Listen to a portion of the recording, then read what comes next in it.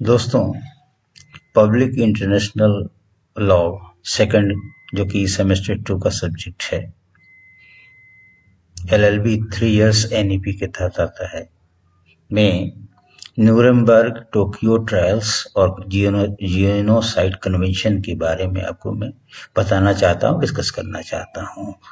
तो दोस्तों, वीडियो देखने के बाद ये वीडियो आपको कैसा लगता है, क्या आपके काम की लिए है, आपका मकसद पूरा होता है इसको पढ़ने के बाद, जरूर कमेंट करें। अगर सब्सक्राइब न किया हो तो चैनल को सब्सक्राइब अवश्य करें ताकि मेरा मनोबल बना रहे। चलिए शुरू करते हैं। न्यूरेमबर्ग और टोक्यो परीक्षण पहले अंतर्राष्ट्रीय सैन्य न्यायाधिकरण थे, जिन्होंने राज्य द्वारा अनुमोदित क्रूरताओं के लिए व्यक्तियों को व्यक्तिगत रूप से जवाबदेह ठहराया। इनके परिणामों ने सीधे 1948 के नरसंहार कन्वेंशन के निर्माण को प्रभावित किया, जिसने नरसंहार को एक अलग अंतर्राष्ट्रीय अपराध के रूप में स्थापित किया। अब न्यूरेमबर्ग और टोक्यो ट्रायल्स ये दोनों 1945-48 के बीच में थे। द्वितीय विश्व युद्ध के बाद मित्र राष्ट्रों ने ध्रुवीय शक्तियां, एक्सिस पावर जिसको कहते हैं, यानी जिसमें मुख्य रूप से 3 देश शामिल थे, जर्मनी, इटली और जापान, इनके नेताओं के ऊपर मुकदमा चलाने के लिए 2 प्रमुख न्यायाधिकरण स्थापित किया गया।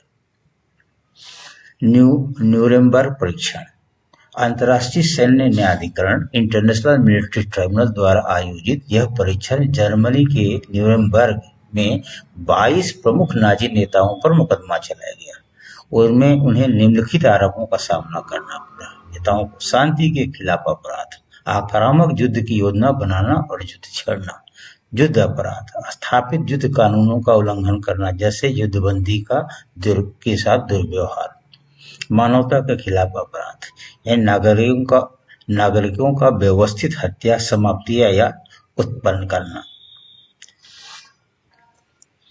साजिश, उपरोक्त में से किसी भी कार्य को करने की योजना बनाना। ये थे इसके मुख्य उद्देश्य, तो जिसमें 22 प्रमुख नाजी नेताओं पर मुकदमा चलाया गया था। अब आइए टोक्यो ट्रायल्स में। सुदूर पूर्व, ये ईस्ट के लिए बना था, अंतर्राष्ट्रीय सैन्य न्यायाधिकरण, जिसको शॉर्ट में IMTFE कहते हैं, ने 28 जापानी राजनीतिक और सैन्य नेताओं पर मुकदमा चलाया था। ये टोक्यो ट्रायल्स में था। आरोपों ने न्यूरेमबर्ग को प्रतिबिंबित किया, यानी जो इनके अपराध थे, सारे अपराध जो मुकदमे चलाया गया उसमें जो अपराध थे वो लगभग वही थे, उसी के रूप में ही उनको अपराधी माना गया है। लेकिन इसमें क्लास A, क्लास B और क्लास C 3 श्रेणियों में बांट दिया गया है।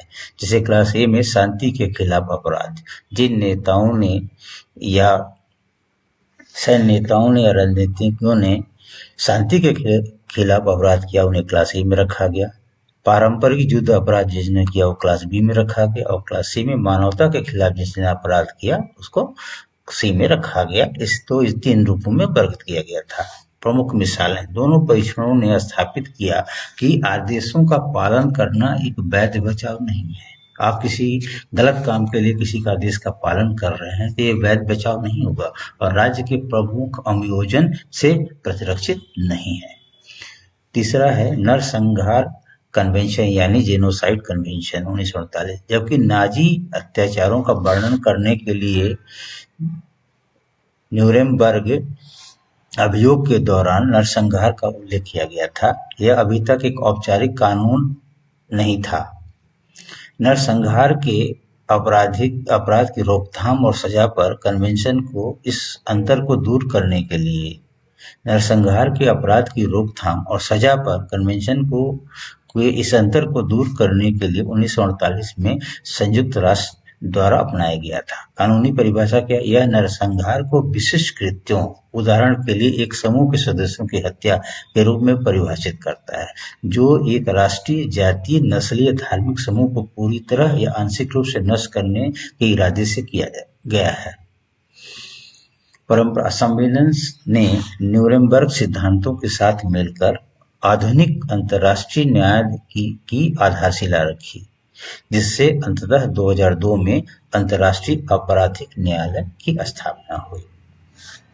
दोस्तों, ये था 3 जो Nuremberg Tokyo trials as genocide जो कि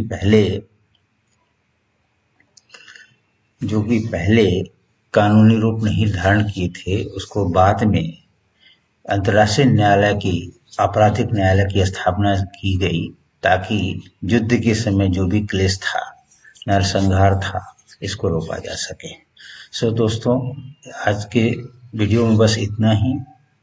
पब्लिक इंटरनेशनल लॉ से संबंधित और भी जो टॉपिक्स हैं उसको मैं कवर करूंगा मैं अपने नेक्स्ट वीडियो में। Thanks for watching this video.